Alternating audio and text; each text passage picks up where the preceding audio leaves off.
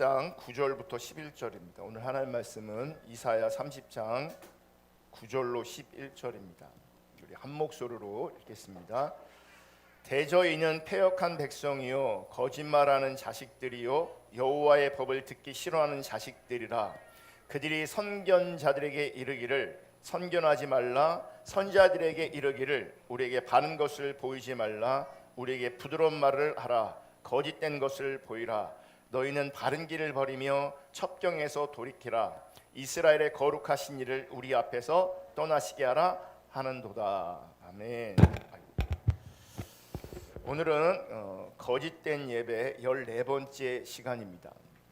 여러분, 거짓 신앙 체계에는 신앙에 대한 왜곡된 이해를 말합니다. 신앙에 대한 왜곡된 이해. 그리고 신앙에 대한 왜곡된 이해인 이 거짓 신앙 체계의 세 가지 특징이 있습니다. 율법주의, 기복신앙, 인본주의이고요. 율법주의, 기복신앙, 인본주의는 서로 긴밀하게 이렇게 연결되어 있습니다. 우리는 지금 기복신앙에 대해 살펴보고 있는데, 여러분, 하나님의 백성들이 기복신앙에 빠지면 그들의 예배에는 여러 가지 특징들이 나타나고 있는데, 기복신앙에 빠진 그러므로 말미암아 나타나는 예배의 특징 몇 가지를 살펴보려고 합니다. 첫째는, 이런 기복신앙의 예배에서는요, 부드러운 메시지가 판을 칩니다. 부드러운 메시지가. 우리는 지난 시간에 하나님의 백성들이 기복신앙에 빠지면 거짓이 팽배한다고 살펴봤습니다. 그리고 거짓이 무엇을 의미하는지 살펴봤습니다. 그리고 하나님의 백성들은 어떻게 그 거짓을 좋아하고 그 거짓을 고집하는지도 지난 시간에 살펴보았습니다. 그런데 이 거짓의 다른 표현이 뭐냐면 부드러운 메시지. 근데 이 부드러운 메시지가 뭐냐? 우리식으로 쉽게 표현하면 은혜스러운 메시지가 될 수 있습니다. 그러니까 우리가 성경을 볼 때는 제3자의 자리여서 어떤 정보를 습득하고, 그래, 저 사람들이 저랬구나, 저 사람이 저렇게 타락했구나 라고 하면서 우리 시대를 돌아보지 못할 수도 있고, 더 나아가 나를 돌아보지 못할 수도 있거든요. 거짓의 다른 이름이 부드러운 메시지라면 부드러운 메시지의 다른 이름이 은혜스러운 메시지입니다. 근데 우리는 그 은혜스러운 메시지가 거짓일 수 있다 이렇게 연결되는 게 굉장히 어려워요. 그렇게 분별되지 않아요. 그래서 신앙에 대한 왜곡된 예의를 가지고 있음에도 불구하고 내 신앙이 왜곡되었다, 혹은 우리 시대의 신앙이 왜곡되었다 이렇게 인식하는 사람들도 사실 별로 없어요. 오늘 본문으로 읽었던 이사야 30장 9절부터 11절을 다시 보면, 대저 있는 패역한 백성이요 거짓말하는 자식들이요 여호와의 법을 듣기 싫어하는 자식들이라. 이게 그 당시 유대의 백성들을 향한 하나님의 평가예요. 스스로가 그렇게 평가하는 게 아니라 하나님께서 그들을 그렇게 평가하고 있는 것이고, 사실 그들은, 이스라엘 백성들은 자기를 그렇게 여기지 않아요. 그렇게 보지 못하고 있어요. 이게 심각한 문제거든요. 10절, 그들이 선견자에게 이르기를 선견하지 말라, 선지자들에게 이르기를 우리에게 바른 것을 보이지 말라, 우리에게 부드러운 말을 하라, 거짓된 것을 보이라. 그러면서 부드러운 말을 하라, 또 거짓된 것을 보이라 라고 하면서 이 부드러운 말과 거짓된 것이 같은 성격인 것을 말씀하고 있어요. 11절, 너희는 바른 길을 버리며 첩경에서 돌이키라. 이스라엘의 거룩하신 이를 우리 앞에서 떠나시게 하라 하는도다. 이건 하나님께서 이스라엘 백성들을 향해서 너희가 지금 이런 상태에 있다, 사실은 너희들은 이렇게 나에게 말하고 있다라고 하나님의 관점에서 평가하시고 진단하시는 거예요. 여러분, 기복신앙에는 부드러운 메시지가, 혹은 은혜스러운 메시지가 판을 칩니다. 영상 하나 볼 건데 불 다 꺼주시고요.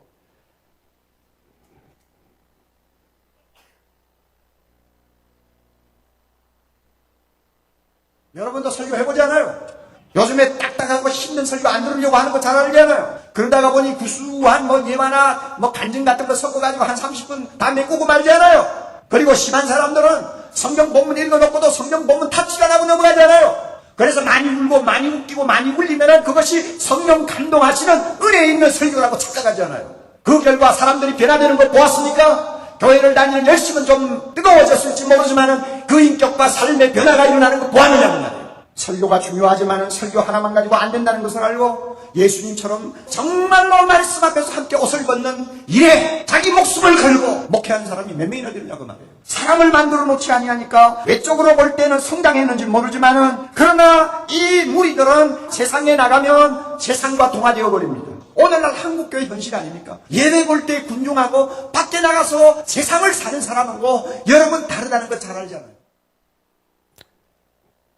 지금 오카르 목사님이 설교자들에게 목사님들을 모아놓고 이제 세미나 하신 거예요.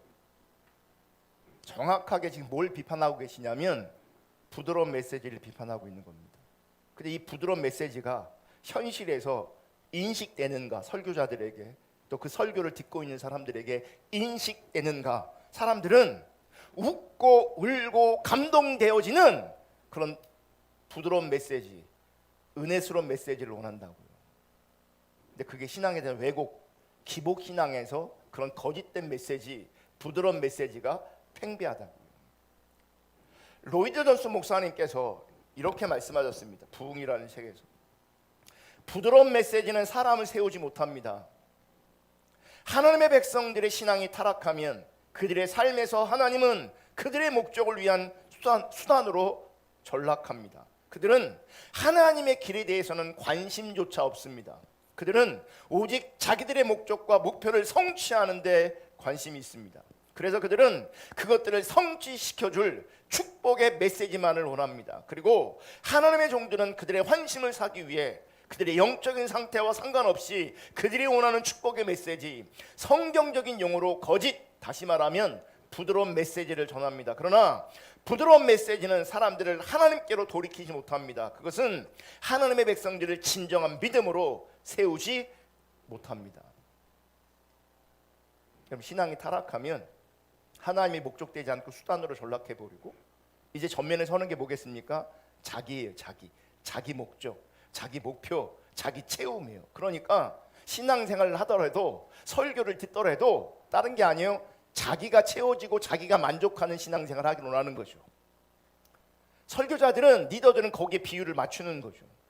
그래서 부드러운 메시지를 선포하고 사람들은 부드러운 메시지를 요청하고 그래서 하나님을 떠나는 겁니다.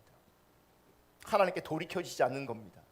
하나님의 사람들, 참된 믿음의 백성들이 하나님 앞에서 세워지지 않습니다. 오카나 목사님 지적했는 것처럼 감동스러운 설교, 은혜스러운 설교, 부드러운 설교하면 사람들은 많이 모일 수 있고 사람들이 많이 모이니까 그래서 성장이라고 말할 수 있고 성장하니까 세미나 강사로 설 수 있어요.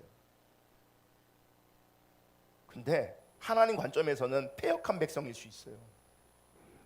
하나님 관점에서는 거짓말하는 자식일 수 있어요. 여호와의 법을 듣기 싫어하는 자들일 수 있어요. 사실 그들은 행동으로 그들의 상태는 우리에게 바른 말을 하지 말라, 우리에게 선견하지 말라라고 외칠 수 있어요. 에스겔 13장 1절부터 16절 좀 긴데 읽어보겠습니다. 여호와의 말씀이 내게 임하여 이르시되 인자야 너는 이스라엘에 예언하는 선지자들에게 경고하여 예언하되. 지금 이스라엘 안에 예언하는 선지자들이 많아요. 우리는 선지자 하면 이사야, 예레미야 이런 참 선지자들만 알고 있는데 사실은 성경에 기록되지 않은 많은 예언자들이, 선지자들이 있어요. 그러면 이사야 시대, 예레미야 시대, 에스겔 시대에 어떤 선지자가 더 많이 활동을 했겠어요? 여러분, 거짓 선지자가 훨씬 더 많이 활동했어요. 참 선지자는요 말 그대로 소수였어요. 남은 자였어요. 그렇다면 오늘날 목사님들이 다 참 선지자냐? 그렇지 않아요. 그럴 수가 없어요. 하나님 관점에서 거짓 선자를 말하고 있지만 실제 활동하는 사람들은 자기가 거짓되다라고 인식하는 사람이 별로 없어요. 나는 가짜 목사입니다. 나는 거짓된 목사입니다. 그렇게 인식하는 목사님들이 얼마나 되겠냐고요. 다 자기들이 목사예요.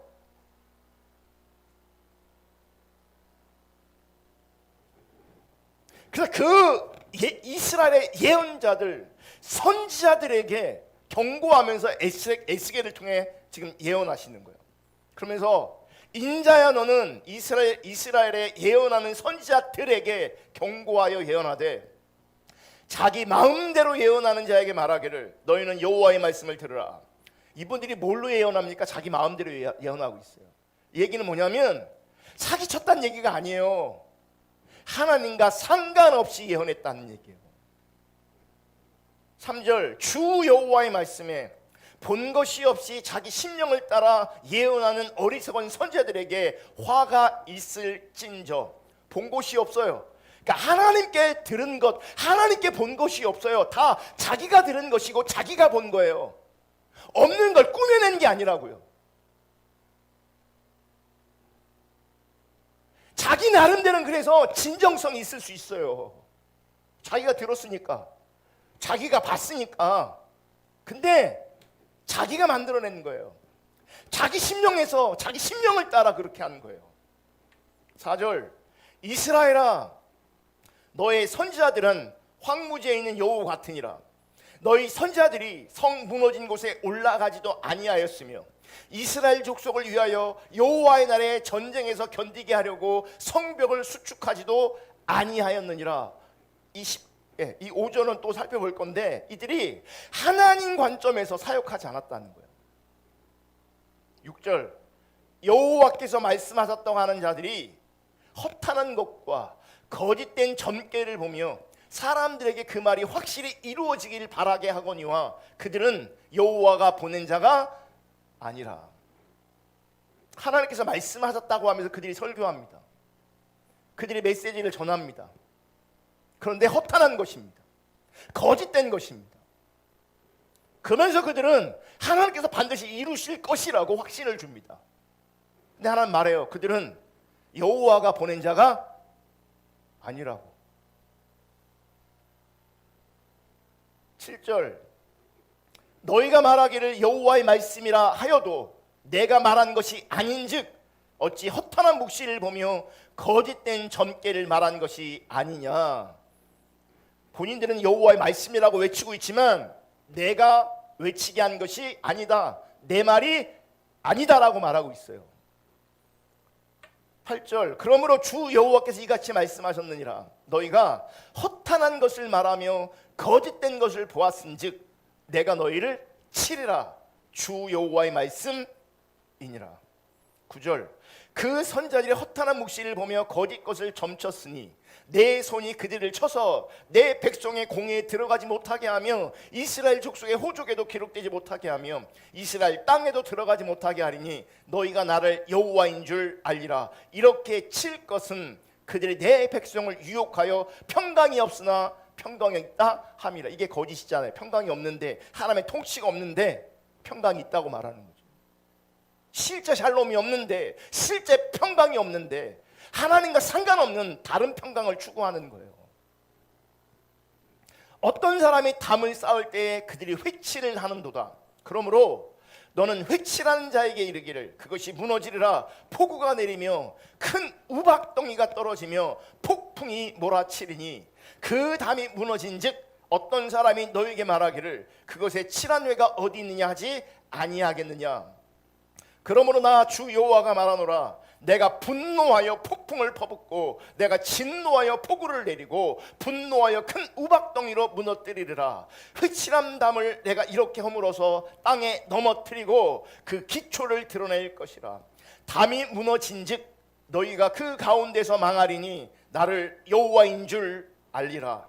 이와 같이 내가 내 노를 담과 회칠한 자에게 모두 이루고 또 너에게 말하기를 담도 없어지고 칠한 자들도 없어졌다 하리니 이들은 예루살렘에 대하여 예언하기를 평강이 없으나 평강의 묵시를 보았다고 하는 이스라엘의 선지자들이니라. 주 여호와의 말씀이니라.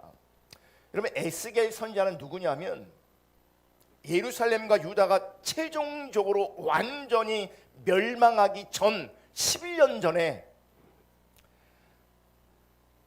여러 차례 이미 이스라엘 백성들은 유다 백성들은 바벨론의 포로로 끌려가고 있었거든요. 그러니까 에스겔은 망하기 전 11년 전에 바벨론을 포로로 끌려간 하나님의 사람이었습니다.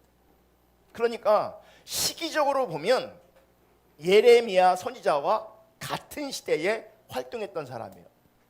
예레미야는 본토에 남아서 끝까지 활동했던 사람이고 에스겔은 포로로 끌려가서 하나님의 말씀을 대언했던 선지자였던 거죠.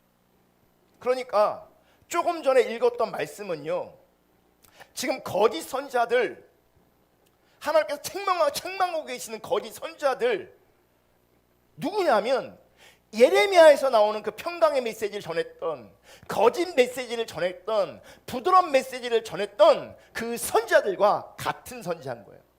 그러니까 예레미야가 봤던 거짓 선지자들과 에스겔이 봤던 거짓 선지자들이 지금 똑같은 무리들인 거예요. 다른 대상이 아니라 같은 대상이라는 거예요. 그러면서 말씀을 보면 지금 하나님은 그 거짓 선지자들의 행동을 어떻게 표현하고 있냐면 무너져가는 담에 회칠한 것으로 표현하고, 다시 말하면 페인트 칠했다는 거예요. 다시 수리하고 보수해야 되는데 그렇게 안 하고 그럴듯하게 페인트 칠만 해놨다는 거예요. 그리고 우리는 망하지 않는다. 하나님 우리를 버리지 않으신다. 하나님 우리 가운데 함께 하신다. 하나님께서 우리 가운데 복 주실 것이다 라고 페인트 칠만 해놓는 거죠. 지금 담이 무너져 가고 있는데 그 담을 보수해야 되는데 그 담을 보수하는 것이 아니라 페인트 칠만 해놓고 튼튼한 담인 것처럼, 아무 문제 없는 담인 것처럼 그렇게 했다는 거죠.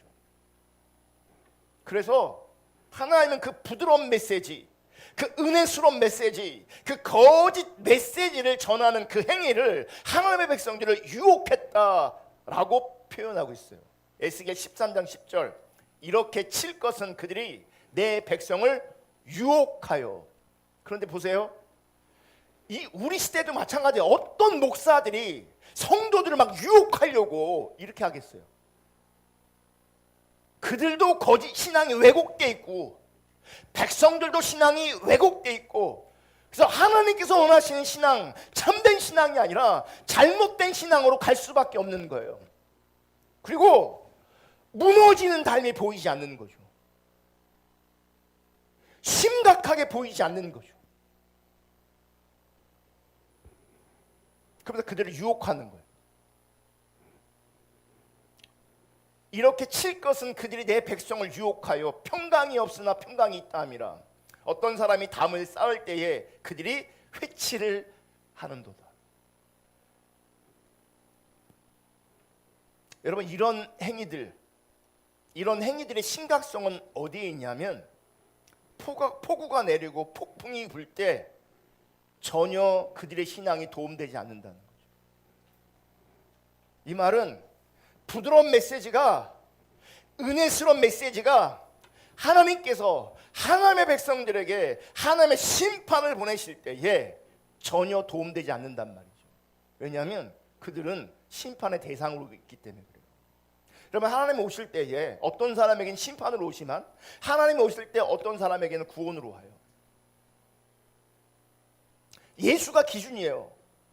그 예수를 바르게 믿으면 구원이고 예수를 믿지 않으면 그게 심판이에요. 지금 당장 어떤 일이 안 벌어질지 모르겠지만 결국 우리 인생의 종말에, 이 세상의 종말에 우리는 분명히 심판을 받을 거예요. 예수가 없으면.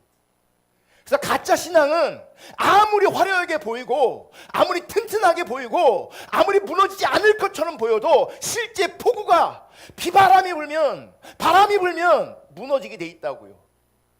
거짓된 신앙이 결국 나를 구원하는 게 아니라고요. 여러분, 참된 신앙만이 결국 나를 구원하게 돼 있어요.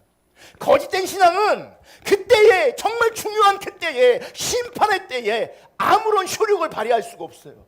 나는 믿음이라고 얘기하지만, 나는 믿음이라고 우기지만, 나는 확신이 있다고 우기지만 하나님 보실 때는 효력이 하나도 없다고요. 하나님 앞에서 효력이 없다고요. 무너질 수밖에 없어요.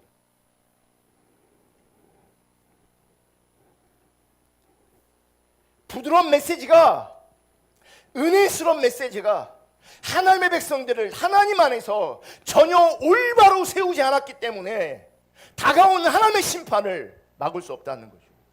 이게 심각한 거예요. 이게 제가 지난주 기도 인도할 때 주일날 잠깐 언급했는데, 우리가 아무리 확신을 많이 가져도요, 이 거짓 신앙에 토대한 확신이라면 하나님의 인정을 받을 수가 없어요. 하나님의 인정을 받을 수 없다면 이 신앙의 소력은 없는 거예요. 이 믿음의 소력은 없는 거예요. 그래서 심각한 겁니다. 그래서 우리는 나를 끊임없이 돌아봐야 되고요, 우리 교회를 끊임없이 돌아봐야 되고요, 우리 시대를 끊임없이 돌아봐야 됩니다. 참으로 가고 있는가, 거짓으로 가고 있는가. 기억하세요. 우리는요, 지금 참된 신앙 같아도 속히 주님을 떠날 수밖에 없는, 떠나는 그런 존재라는 걸 기억하셔야 돼요.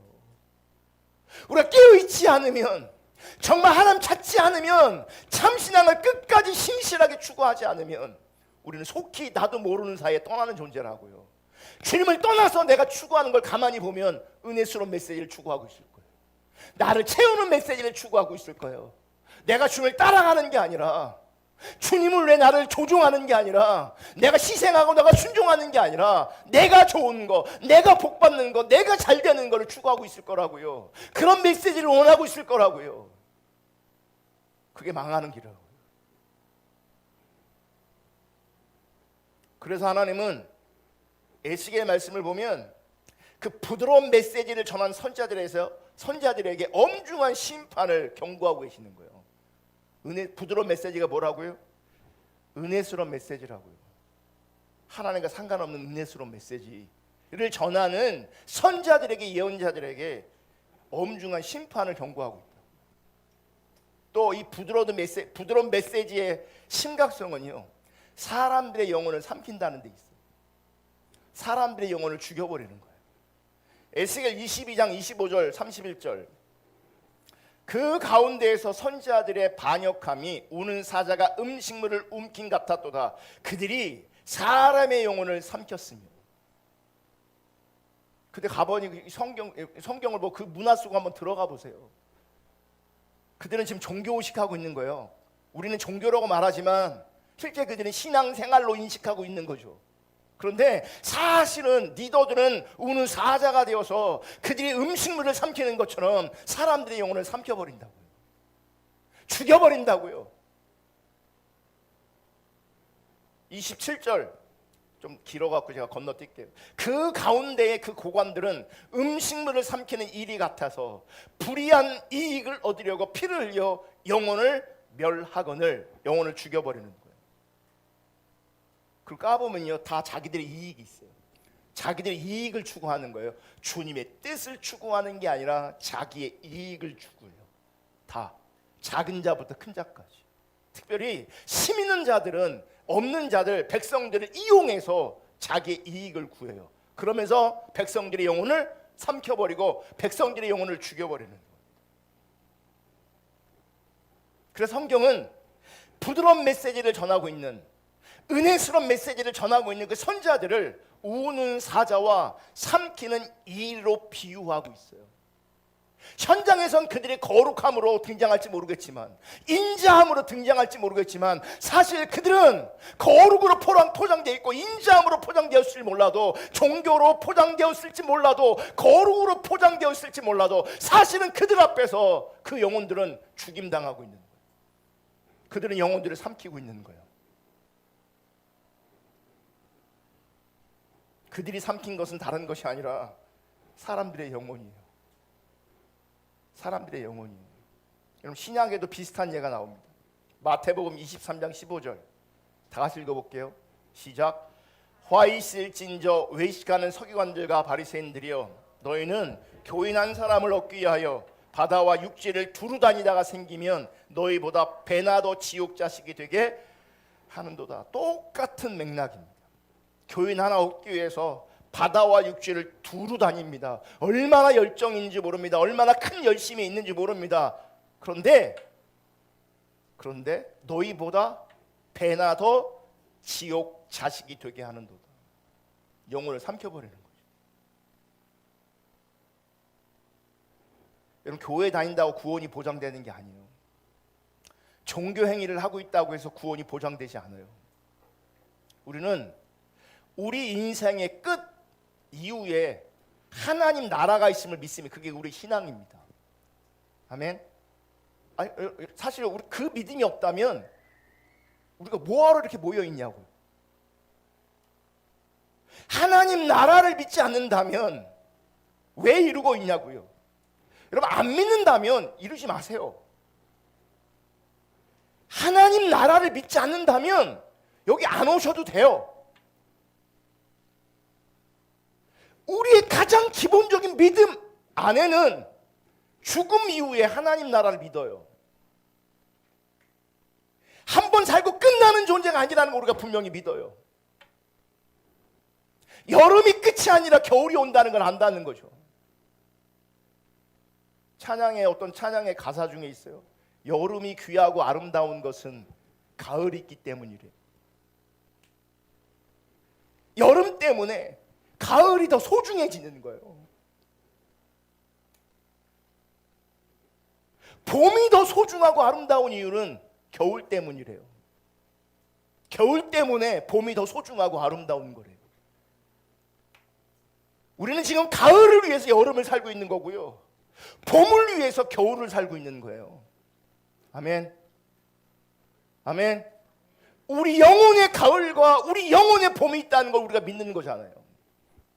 안 그래요? 그거 아니라면, 그거 안 믿어진다면, 또 안 믿을 거라면 아무런 의미가 없는 거예요. 지옥 갈 거라면, 지옥 자식이 된다면 아무런 의미가 없는 거죠. 뭔가 열심히 해도요, 종교생활을 열심히 해도요, 교회를 열심히 해도요, 지옥 갈 수 있어요. 교인 한 사람 어깨에서 바다를 육지를 다니는 사람이 하나님 안 믿는 사람이겠냐고요. 그가 전도한 사람이 하나님 안 믿는 사람이겠냐고요. 근데 지옥 간다잖아요. 너희보다 배나 더 지옥 자식이 되게 한다. 그래서 리더를 잘못 만나면요, 내 영혼이 삼킴을 당하고 죽임을 당하는 거예요. 그런지도 몰라요. 근데 많은 사람들이 얼마나 두렵고 떨린 일인지 우리가 기억해야 돼요. 여러분, 에스겔 22장에서도 우리는 부드러운 메시지를 전하는 자들은 결국 예레미야 6장에서 말하는 것처럼 탐심이 가득하여 사람들의 환심을 사서 자기들의 목적을 이루기 위해 그렇게 하는 것임을 분명히 볼 수 있어요. 그러니까 리더든 백성이든 그 중심에 뭐가 있는 줄 아십니까? 탐심이 있는 거예요. 여러분, 거짓 신앙에는, 신앙의 왜곡된 이해 속에는 탐심이 있어요. 이 탐심이 다뤄지지 않아요. 이 중심이 다뤄지지 않아요. 중심이, 이 자기 중심과 탐심이 다뤄지지 않는다고요. 거짓 신앙에서는. 참 신앙 안에서만 이 탐욕의 문제가, 이 자기 중심의 문제가 다루어져요. 내 중심이, 내 존재성이 하나님의 뜻과 기준 앞에 순복하게 되는 거죠. 그게 탐심, 그게 참 신앙이에요. 근데 거짓 신앙에서는 이게 안 돼요. 헌신을 내도 조건이 있어요. 내가 잘 돼야 돼요. 내가 잘 되는 것을 조건 삼아 헌신하고 순종해요. 그래서 많은 것들을 조건을 삼아버려요. 회개가 여러분 구원을 위한 조건입니까? 성령 받기 위한 조건입니까? 조건이 아니죠.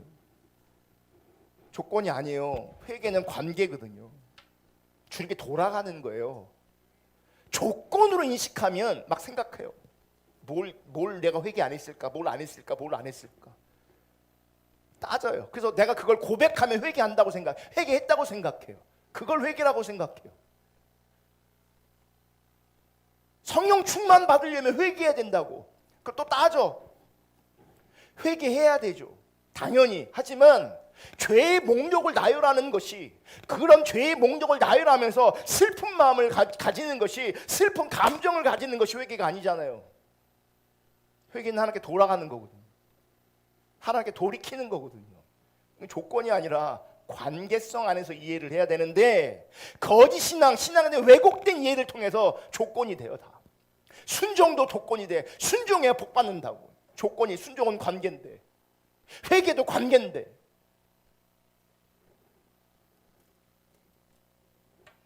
서로의 탐심을 위해서 서로 만나고 있는 거예요. 그래서 그들이 삼키는 이리와 같이 불이한 이득을 취하려고 그렇게 했다고 성경은 말하고 있어요. 그들이 우는 사자가 신물을 움킴같이 재산과 보물을 탈취했다고 말하고 있어요. 그들은 자기들의 환심을 사서, 사람들의 환심을 사서 자기들의 배를 불리기 위해서 그들이 원하는 메시지를 전달해 주는 거죠. 감동을 주고 어떻게 하면 은혜를 끼칠까 고민하고, 어떻게 사람들이 이렇게 어떤 말을 하면 좋을까, 어떤 예화를 하면 좋을까. 아까도 목사님이 얘기하잖아요. 은혜스러운 예화들 찾아다가 그거 갖고 한 10분 20분 해버리고, 요즘에 설교도 안 하는데 예화를 10분 20분 해면요 하나님 말씀 얼마나 전하겠어요.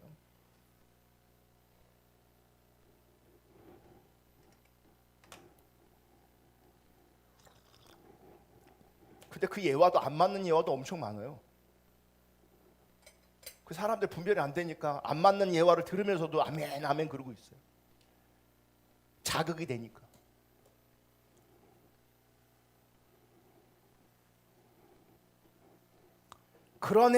그렇게 행하는 거짓 선지자들의 행함을 보고 하나님께서는 회를 치르기 바빴다 말하는 거예요. 문제는 그러한 그들의 행위는 하나님의 백성들을 하나님의 심판에서 건져내지 못했다는 거죠. 이게 참 어려운 게 뭔지 아십니까? 지난주에도 살펴봤지만 나라가 지금 망하고 있어요. 일부는 포로로 끌려가고 있어요. 그 속에서도 이런 거짓 선자들이 거짓을 외치고 있고 부드러운 메시지를 외치고 있고 은혜스러운 메시지를 전하고 있다는 거예요. 무너지고 있는데, 이게 현실인데. 오늘날도요 목사님들 앉혀놓고 시대가 어렵다 이건 부인할 수 없는 거니까. 근데 세미나 강사들이 하면 됩니다, 할 수 있습니다 이렇게 얘기합니다. 우리가 돌이켜져야 될 것을 말하는 게 아니라 어떻게 하면 이 어려운 위기를 돌파할 수 있을까, 어떻게 하면 어렵지만 우리가 성장할 수 있을까, 이런 걸 고민하고 이런 걸 얘기한다고.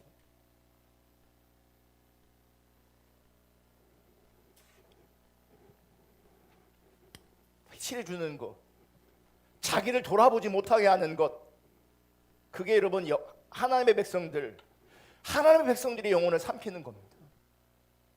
나를 돌아보지 못하게 하는 것. 여러분, 나를 돌아볼 때 내가 살아나는 일이 있어요. 나를 돌아볼 때. 에스겔 22장 30절, 이 땅을 위하여 성을 쌓으며 성 무너진 데를 막아서서 나로 하여금 멸하지 못하게 할 사람을 내가 그 가운데 찾다가 찾지 못하였으므로. 보세요, 이 말을 보면 더 심각해지는 게 뭐냐면, 이 땅을 위해서 성을 쌓으며 성 무너진 데를 막아서서 나로 하여금 멸하지 못하게 할 사람을 내가 그 가운데 찾다가 찾았다고요? 못 찾았다고요? 못 찾았다고요. 그러니까 이 얘기는 뭐냐면, 그 시대의 보편적 신앙이 거짓 신앙이란 얘기고, 그러면 그 시대의 리더들이 대부분이 어떤 리더들인 거예요? 거짓 선지자란 얘기예요. 찾을 수가 없어요. 찾아지지 않아요. 무너진 데를 막으며, 이게 어떤 분들은 중보기도라고 이해하는 사람들이 있어요. 중보기도를 통해서 무너진 데를 막아야 된다고. 근데 그 중보기도가 포함될 수는 있지만 근본적으로 중보기도를 말하는 게 아니에요. 맥락을 보면 하나님의 말씀을 올바로 전할, 그래서 하나님의 백성들로 하여금 악한 길에서 돌이키게 할 사람이 없다는 얘기예요. 지금 제 마음이 찢어지게 아픈 것은, 예레미야 참 선지자잖아요. 그가 하나님 관점에서 하나님의 뜻과 기준을 전한 건 분명하지만 그가 그 시대를 돌이킬 수는 없었어요. 왜요? 아무도 안 들어주는 거예요. 막아서는 게 안 되는 거죠. 그래서 망했잖아요. 아무리 전해도 들어주지 않고 들을 사람이 없어요.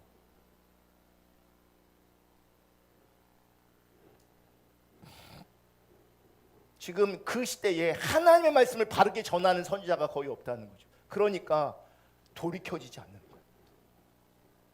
정말 소수의 하나님의 사람들이 전하지만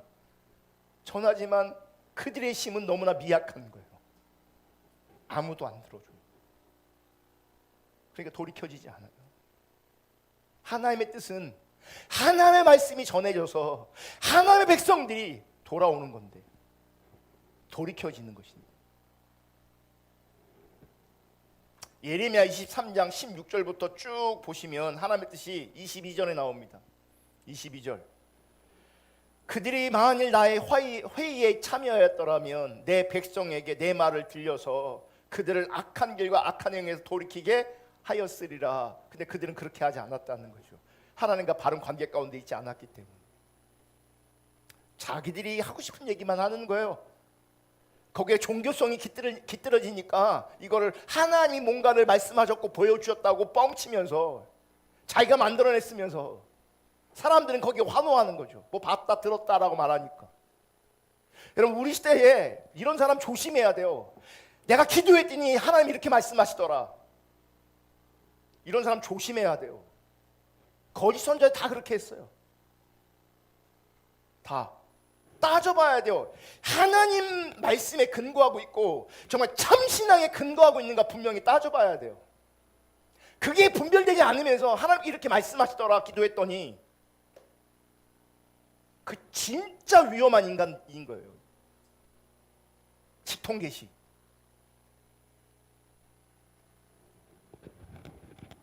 그럼 사람들한테 내가 어떻게 영적 권위를 가져요? 하나님 음성을 듣나 보다. 머리를 뒤밀어요. 기도해달라고. 거짓과 거짓이 만나는 거예요. 참 선지자들은요 그 백성을 하나님께 돌이켜요. 하나님께 돌이켜요. 이거 해라 저거 해라 이게 하나님 뜻 같다.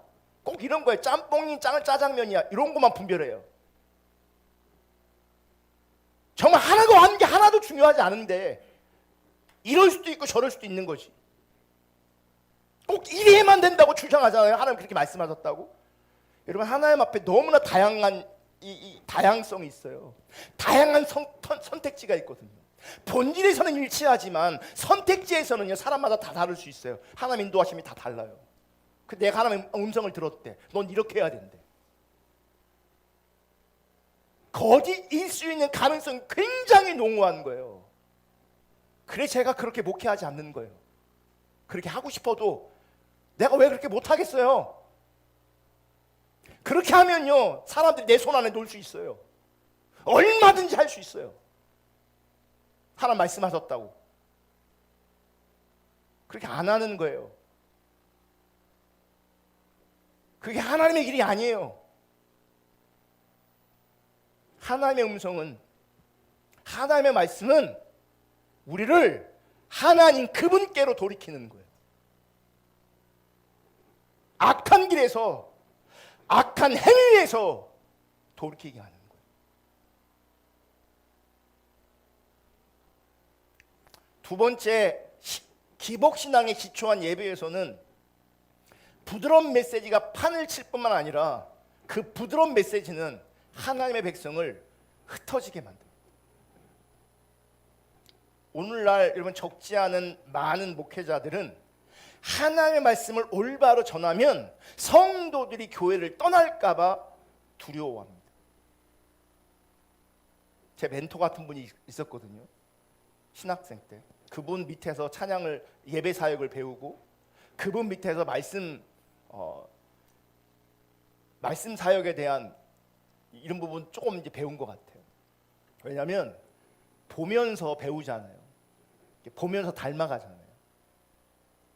한때 그분이 저한테 굉장히 영향력을 줬어요. 왜냐하면 제가 볼 때 그분이 뭐 키도 크고 잘생겼어요. 목소리도 성우 같아요. 집안도 너무 좋아요. 아버지가 변호사고 그 변호사님은 텔레비에 나오는 아침마당 같은 데 나오는 분이에요. 그분이 쭉 이렇게 사역을 하시다가 참 괜찮은 사람이다라고 하면 본인이 선택을 해요. 예수님처럼. 그럼 나를 따르라 그래요. 그분이. 말을 그렇게 했다는 게 아니라 저를 부르더니 자기 집에서 어떤 사람들과 성경 공부를 하는데 너도 거기 동참하지 않겠니 물어봐요. 그러니까 똑같은 거예요. 나를 따르라예요. 그래서 내가 당연히 한다고 그랬죠. 그래서 그분 댁에 이제 일주일에 한 번씩 방문해서 성경 공부를 배웠어요. 갔더니 그러니까 일반 평신도도 있고 장신대생도 있고 저도 있고 뭐 이렇게 여러 사람들이 그분 방에서 성경을 배우는 거예요. 굉장히 은혜되고 귀한 시간이었어요. 그러면서 제가 그분을 보면서 그분이 한국을 다 뒤집을 줄 알았어요. 나중에 그때 장신대 MDB 다니고 있었거든요. 리더십이 탁월했어요. 그분 결혼식 때 축가를 박종호가 했어요. 인맥도 엄청 넓어요. 박종호 몰라요? 그분이 축가했다니까요. 인맥이 너무 넓어요. 그러니까 그분 보면서 하늘처럼 보면서 그분이 나중에 이 한국 교회를 뒤집어 놓을 줄 알았어요. 설교도 너무 잘하고 한번 설교하면 여기 있는 사람들이 다 펑펑 울어요. 막 저도 그 안에 있으면 같이 펑펑 울고 막 절박하게 하나님 막 기도하고 막 그랬거든요. 근데 이분이 나중에 제가 대전을 오고 개척하고 생고생을 하고 있을 때 대전에 한 1000명 되는 교회로 그분이 부임해 오셨어요. 대전에. 근데 그분이 몇 년 있다 쫓겨났어요. 이거예요. 우리에게 부드러운 말을 하라. 이거예요. 부드러운 말을 안 한 거로 쫓겨난 거예요. 다른 지역에 그래서 그분이 참 고생하시는 어려움 당했는데 얼마 안 있다 보니까 그분이 어느 지역에 제일 큰 교회 또 부임해 가셨더라고요. 능력도 좋아요. 국민일보에 신문에도 나오고 막 그랬어요. 주목받는 교회, 주목받는 목회자. 몇 년 있다가 또 쫓겨났어요. 여러분 사람들은요 부드러운 메시지를 원해요. 자기들이 하나님 앞에 돌이키는 거 원하지 않아요.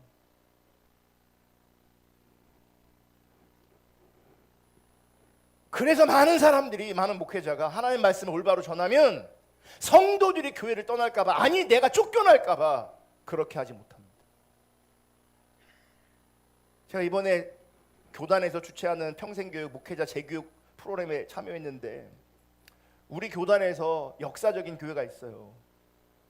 연수도 오래됐고 거기에 저보다 한 3살 어린 친구가 거기 담임 목사로 청빙돼서 목회를 하고 있어요.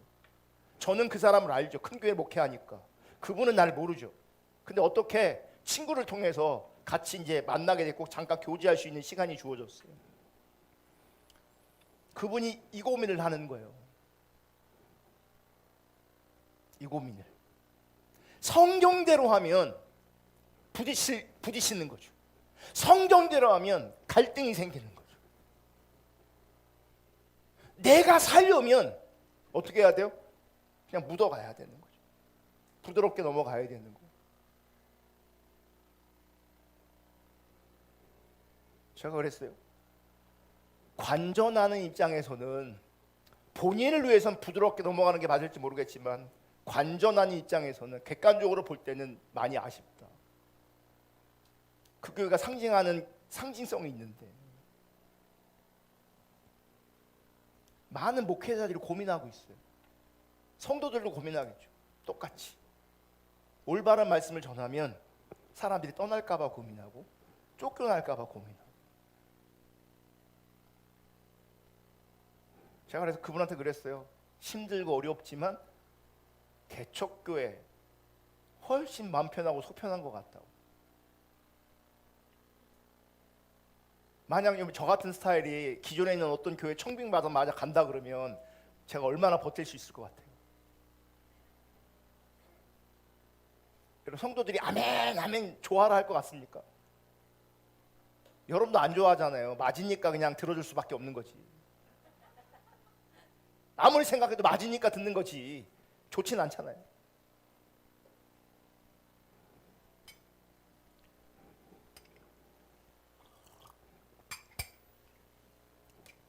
근데 하나님 관점에서 하나님의 백성을 흩은다는 얘기는 그런 얘기가 하는 게 아니에요. 사람들이 교회를 떠난다 그런 얘기하는 게 아니에요. 사실은 하나님의 백성들을 흩트는 것은 하나님의 올바른 메시지가 아니라 부드러운 메시지예요. 이런 거죠. 지금 하나님 뭐라고 말씀하시는 거냐면 하나님의 백성을 흩었다 이 얘기 뭐냐면 교회를 떠났다 사람들이 이런 게 아니에요. 그런 게 아니에요. 도리어 부드러운 메시지는요 그 현장에 사람들을 더 많이 모을 수 있는데 어디에서 흩어지는 거냐면 하나님 앞에서 그들이 흩어지는 거야. 그들이 하나님을 떠나는 거예요. 그래서 어떤 사람 앞에 많이 모일 수는 있어도 사실은 그것이 하나님의 백성들로 하여금 흩은 것이 되어서 하나님 앞에 사람들이 없는 거예요. 다 자기들 앞에 있는 거예요. 거짓 선지자들 앞에 사람들이 바글바글 거리는 거예요. 정작 하나님 앞에는 사람이 없는 거예요. 그게 흩었다라고 말하시는 거예요. 예레미야 23장 1절 6절 여호와의 말씀이니라 내 목장의 양떼를 멸하며 흩어지게 하는 목자에게 화 있으리라. 이건 뭐겠어요? 예배하고 사람들이 오는데 예배하지 마, 성전에 모이고 있는데 오지 마, 이게 아니잖아요. 더 오게 할 수 있어요. 그런데 그들은 하나님께로 흩어버리는 거예요. 하나님께 가지 못하도록, 참신앙으로 세워지지 못하도록 흩어버리는 거예요. 그들에게 뭐가 있다고요? 화가 있어요. 2절 그러므로 이스라엘의 하나님 여호와께서 내 백성을 기르는 목자에게 이와 같이 말씀하시니라. 너희가 내 양떼를 흩으며 그것을 몰아내고 돌보지 아니하였도다. 보라 내가 너희의 악행 때문에 너희에게 보응하리라. 여호와의 말씀이니라. 내가 내 양떼에 남은 것을 그 몰려갔던 모든 지방에서 모아 다시 그 우리로 돌아오게 하리니 그들의 생육이 번성할 것이며. 자, 하나님이 왜요? 실제로 그 다 망하게 하시면 흩어버리시잖아요. 그래서 하나님 앞에 흩어진 백성으로 있는 거예요. 그러니까 눈으로 보이기에는 이스라엘 백성들, 야훼 하나 여호와를 섬기는 하나님의 백성, 그 나라로 존재하지만 늘 성전에서 예배하는 그런 나라이지만 하나님 보실 때는 하나님 앞에 다 흩어져 버린 거예요. 그래서 실제로 그들을 흩어버리는 거예요. 그게 심판이었어요. 그러면서 하나님 하시는 일이 뭔지 아세요? 내가 내 양떼 남은 것을 그 몰려갔던 모든 지방에서 모아 남은 자들을 모아서 돌아오게 하시는 거야. 남은 자를 돌아오게 하시는 거야. 남은 자를.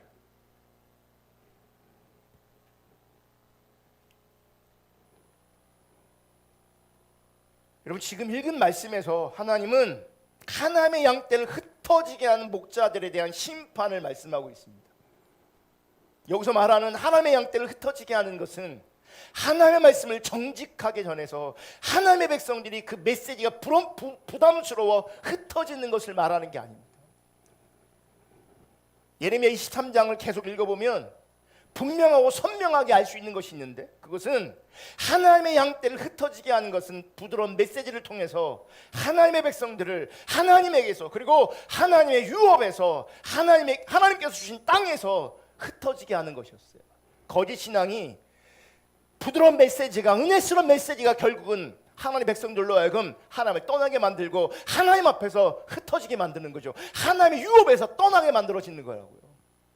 그래서 기억하셔야 돼요. 내가 좋다, 내가 은혜스럽다, 이게 기준이 아니에요.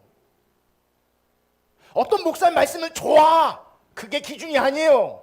어떤 목사님이 능력이 있어, 그게 기준이 아니에요. 성경이 말하는 참된 신앙을 토대로 하여 성경이 말하는 그 하나님의 말씀을 전하는 것, 그게 참인 거예요.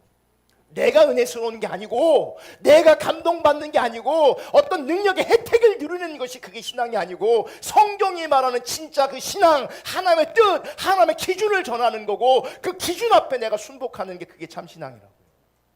그게 아니라면 도리어 어떤 메시지가, 어떤 능력적 사역이, 혹은 어떤 능력이 사실은 우리로 하여금 하나님으로부터 떠나게 만들어요. 나는 전혀 인식하지 못하는 자리에서. 그리고 좀 전에 말씀드렸지만 하나님은 흩으시면서 남은 자를 세우실 것을 말씀하세요. 남은 자, 소수의 사람들. 저는 제가 남은 자이길 원해요.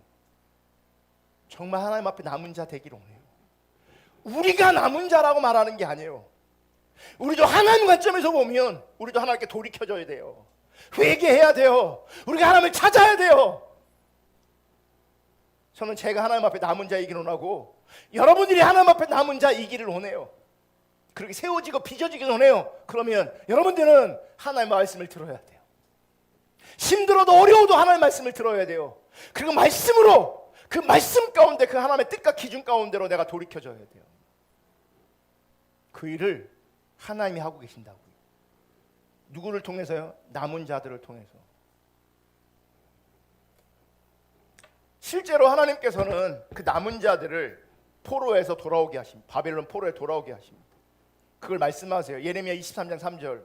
내가 내 양떼에 남은 것을 그 몰려갔던 모든 지방에서 모아 다시 그 우리로 돌아오게 하리니 그들의 생육이 번성할 것이며. 이거 뭐 숫자가 들어간다는 얘기가 아니고 그 남은 자 신앙이 뭐예요?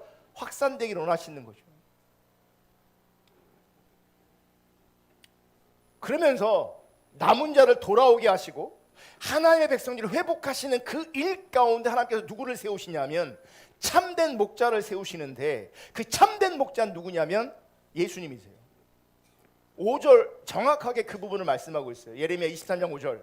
여호와의 말씀이니라. 보라, 때가 이르리니 내가 다윗에게 한 의로운 가지를 일으킬 것이라. 그가 왕이 되어 지혜롭게 다스리며 세상에서 정의와 공의를 행할 것이며 그의 날에 유다는 구원을 받겠고 이스라엘은 평안히 살 것이며 그의 이름은 여호와 우리의 공이라 일컬음을 받으리라.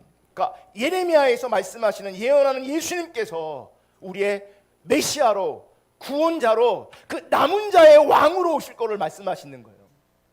아멘. 그럼 보세요. 그 남은 자의 왕으로 오실 그 예수 그리스도가 이 땅에 오셔서 어떻게 말씀을 전하셨는가? 그럼 양떼를 흩은다라고 하는 말의 의미가 더 선명하게 보입니다. 여러분, 예수님은요, 사람들이 부담스러워서 자신을 따르는 것을 중단할까봐 하나님 말씀을 정직하게 전하지 않고 그들이 원하는 부드러운 메시지 혹은 은혜스러운 메시지를 전하는 분이 아니었습니다. 반대로 예수님은 자신을 따르는 사람들이 혹 흩어지기도 하고 더 이상 자신을 따르지 않는 것까지 감수하면서까지 예수님은 하나님 말씀을 올바로, 하나님 나라의 메시지를 바르게 그대로 하나님 관점에서 전하셨어요. 왜냐하면 하나님의 백성들이 하나님의 길로 돌이켜지는 것이 그들이 진짜 사는 길이기 때문에 그래요. 그래서 우리는 내가 진짜 사는 것과 내 욕망을 근거로 해서 살려고 몸부림치는 것을 구분할 수 있어야 돼요. 자, 거짓 신앙, 아니 세상을 추구하고 돈 사랑하고 거짓 신앙을 추구하는 것, 왜 그러겠어요? 사실은 가만히 보면 내가 살고 싶은 거잖아요. 내가 잘 살고 싶은 거잖아요. 근데 그건 결국 죽는 거라고요. 하나님 관점에서 내가 살아야 그게 진짜 사는 거라고요. 그러니까 하나님의 길로 돌이켜줘야, 하나님의 뜻과 기준 가운데로 돌이켜줘야 내가 진짜 사는 거라고요. 그러니까 가짜로 사는 것과 진짜로 사는 것을 분별해야 되는 거예요. 지금 많은 우리의 몸부림, 대부분의 몸부림은요, 가짜 사는 것에 매여 있어요. 결국 다 죽을 건데, 살고 싶어도 다 죽을 건데. 안 죽는 사람 있어요? 안 죽는 사람 있냐고요? 내가 원하는 거 다 잃어도 죽는다고요. 죽는다고. 그게 진짜 사는 게 아니라고요. 결국 죽는데 이 땅에 세상의 어떠함이 결국 죽음으로 끝난다면 그게 내가 사는 게 아니죠. 하나님의 길로 돌이켜야 내가 사는 겁니다. 하나님 나라의 통치 속에 있어야 내가 진짜 사는 겁니다. 아멘. 그래서 예수님은 바르게 전했고요. 또 성경을 보면 하나님의 백성들이 실제로 하나님을 떠날수록 하나님의 메시지는 더 강해집니다. 예레미야 23장 29절 다 같이 읽겠습니다. 시작. 여호와의 말씀이니라 내 말이 불같지 아니하냐 바위를 쳐서 부스러뜨리는 방망이 같지 아니하냐. 강력하게 전하고 있는 거예요. 문제는 그들이 안 들을 뿐이지. 하나님 관점에서는 정말 강력하게 전하고 있어요. 안 들어요. 내 말이 불같지 않냐 바위를 쳐서 부러뜨리는 방망이 같지 아니하냐. 근데 그들은 사실 꿈쩍도 안 하고 있어요. 왜냐면 하나님이 없으니까 그래요. 하나님이 없는 거짓된 자리에 있으니 하나님의 말씀을 들을 수도 없고 들리지도 않는 거예요. 꿈쩍도 안 하는 거예요. 꿈쩍도 안 해요. 그거 아세요? 제가 메시지를 전할 때, 설교할 때 어떤 이들은 아픔으로 받지만 어떤 이들은요 꿈쩍도 안 하고 있다는 것을.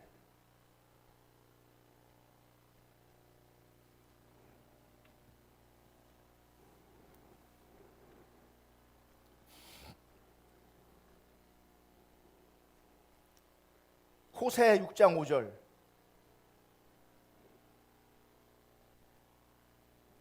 그래서 내가 예언자들을 보내어 너희를 산상조각 나게 하였으니 나의 입에서 나오는 모든 말로 너희를 죽였고 나의 심판이 너희 위에서 번개처럼 빛났다. 뭐냐면 하나님은 하나님의 말씀으로 지금 하나님의 백성들을 치고 산상조각 내고 죽일 정도로 강하게 외치고 있다는 거예요. 하나님의 백성들을 통해서. 자, 우리 교회도 어린아이들이 있는데 보세요. 이게 막 빨가니까 이게 뜨거운 난로야. 아이가 천천히 걸어가고 있어요. 빨가니까 뭔가 움직이니까 호기심이 생겼어. 부모가 옆에서 그거 만지면 너 뜨겁다. 그거 만지면 뜨겁다. 그거 만지면 손 댄다. 이럽니까? 처음 멀리 있을 때는 가까이 가지 마 부드럽게 말할지 모르겠지만 점점점 가까워지면 그때 어떻게 할게요? 또 손 대면 뜨겁다, 다친다 이렇게 말하겠냐고요. 야! 이렇게 얘기 안 되냐고요. 그게 사랑이잖아요. 자녀가 잘못된 일을 가고 있는데도 불구하고 이런 부모가 있어요? 잘한다, 괜찮다 이런 부모가 있냐고요. 말이든 표정이든 어떤 형태로든 넌 지금 잘못 가고 있는 거야. 너 그렇게 가면 안 되는 거야. 분명히 메시지를 줘야죠.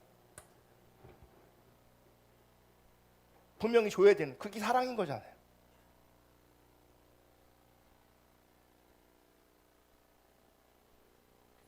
여러분들은 많은 사람들이 육체적으로는 자식을 사랑해서 그렇게 할지 모르겠지만 영적으로 혹은 하나님의 관점은 그렇게 사랑하지 않아서 여러분 그렇게 하지 않습니다. 세상을 향해 가는데도 가지마, 가지마, 가지마. 그래 언젠간 뭐 돌아오겠지, 언젠간 돌아오겠지. 다들 이루고 있어요. 그러다 되면 어떡할 건데? 생명을 잃으면 어떡할 건데?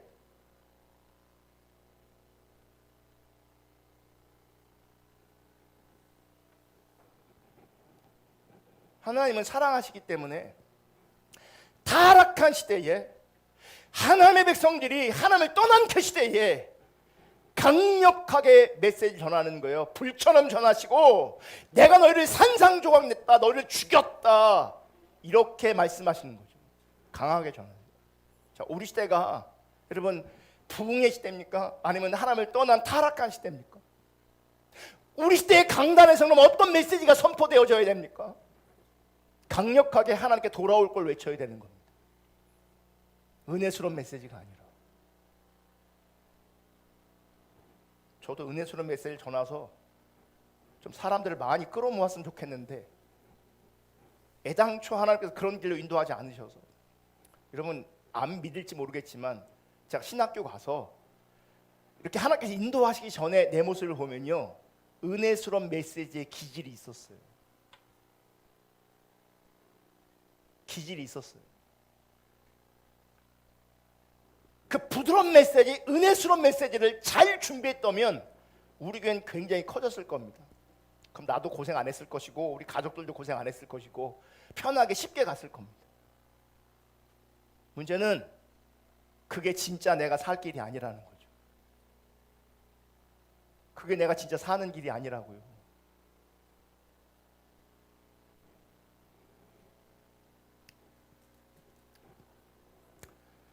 문제는 신앙이 타락할수록 하나님의 백성들은 강하게 선포되어지는 그 하나님 말씀을 싫어한다는 겁니다. 그들은 자기들이 좋아하는 메시지만 듣기를 원한다는 거죠. 부드러운 메시지, 소위 은혜스러운 메시지. 은혜스러운 메시지. 저는 그래서 가급적 우리 성도들에게 얘기합니다. 유튜브를 통해 다른 설교 듣지 말라고. 위험할 수 있어요. 자, 제가 막 듣지 말라고 하면 여러분 안 듣습니까? 솔직히 말해보세요. 안 듣냐고요. 들어요, 안 들어요? 그거 왜 들어요?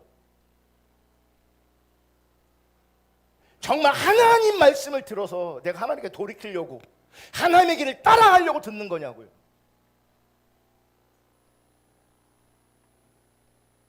아무리 은혜스러운 간증 여러분 많은 편을 들어도요, 내가 하나님의 길로 돌이켜지지 않으면 그 은혜스러운 간증을 내가 아무리 들어도 나는 하나도 안 변해 있습니다.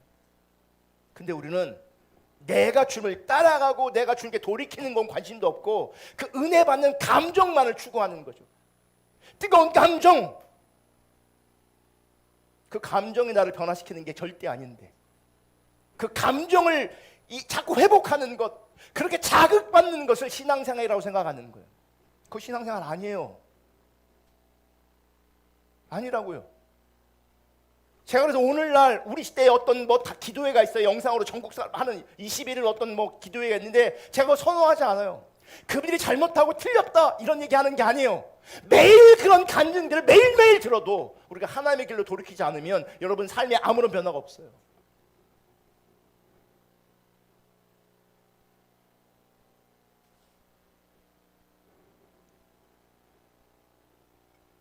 여러분들이 좋아하는 메시지 찾으시면 안 되고요. 성경이 말하고 있는 그 메시지를 들어야 되는 거예요. 아멘. 오늘날 어떤 사람들은 그래서 그 부분에 이 갈증이 있는 사람들이 있어요. 왜냐하면 안 채워지는 거죠. 네. 또 열망 있는 사람들은 성경을 보거든요. 자기가 성경을 보고 설교를 들으면 아닌 게 너무 많은 거예요. 이제 성경을 안 보니까 이게 똥인지 된장인지 구분을 못하는 거죠. 여러분 성경만 제대로 읽어보시면 똥인지 된장인지 구별이 된다니까, 분별이 된다니까요. 아무리 팔딱팔딱 뛰는 강력한 성령의 있는 역사가 있는 것처럼 보여도 거기에 미혹되거나 유혹되지 않는다고요. 근데 우리는 너무 쉽게 넘어가 버려요. 그러니까 우리나라가 특별히 이단이 많잖아요. 정말 가슴 아픈 건요, 너무 많아 이단들이.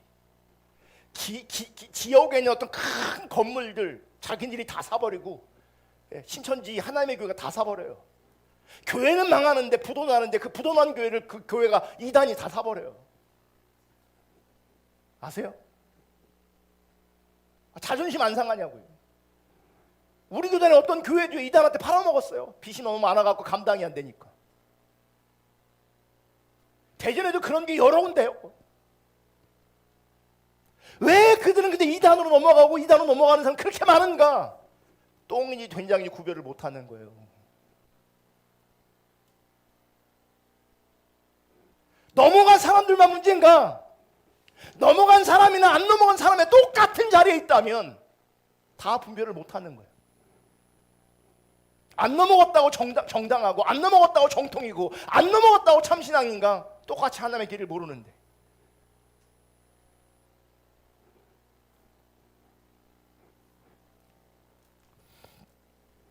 그래서 많은 이 땅에 하나님의 사람들이, 교회 다니는 사람들이 그들에게 아무리 외쳐도 전혀 듣지 않고 그저 자기들이 원하는 삶을 계속 살 뿐인 거죠. 그러니까 하나님 중립적인 삶으로 변화되지 않습니다. 아무리 외쳐도. 이게 심각한 게 뭐냐면 제가 피부로 느낀 거 있어요. 저는 개인적으로 하나님의 은혜 주셔서 이런 길을 가고 있고 전하고 있어요. 그러면 여기서 막 팍팍 변해야 되잖아요. 여기부터 막 팍팍 변해야 되잖아요. 여기부터. 이곳에서부터 팍팍 변하는 일이 있어야 되잖아요. 이게 쉽지 않다고요. 우리 시대가 얼마나 어두운지를 보여주는 거예요. 잘못 전하기 때문에 안 변하는 건 이해가 되잖아요. 부드러운 메시지 속에서 하나님 중립적으로 전환되지 않고 변화되지 않는 건 너무나 당연한 거잖아요. 근데 우리 전하고 있잖아요. 여러분 듣고 있잖아요. 얼마나 변하고 있냐. 그리고 뭐가 변한 거예요.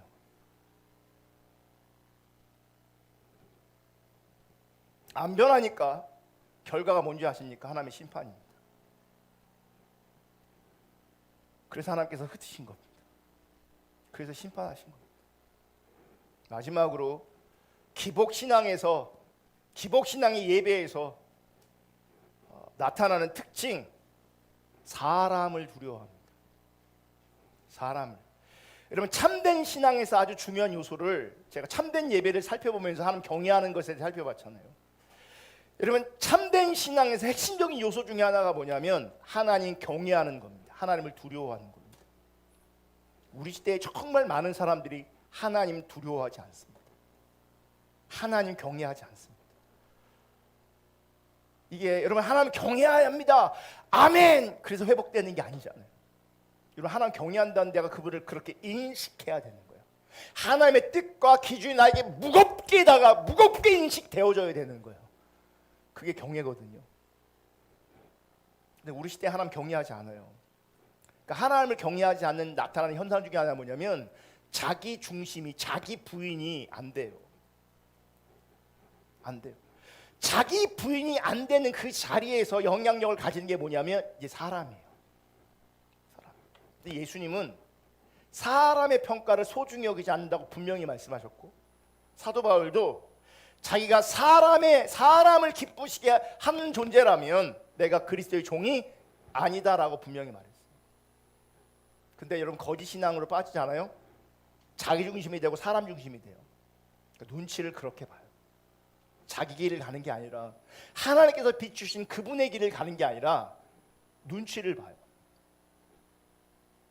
하나님을 수단 삼고 다른 사람을 수단을 삼아요. 그게 거짓 신앙. 그러니까 하나님 경외하는 것은 사라지고요, 사람 두려워하는 것만 가득하게 돼버려요. 그 사람의 눈치를 봐요. 사람의 눈치를 보니까 나타나는 게 부드러운 메시지, 은혜스러운 메시지가 되는 거죠. 이거만 읽고 마칠게요. 생각보다 시간이 많이 갔는데 갈라디아 1장 9절 11절 다 같이 읽습니다. 시작.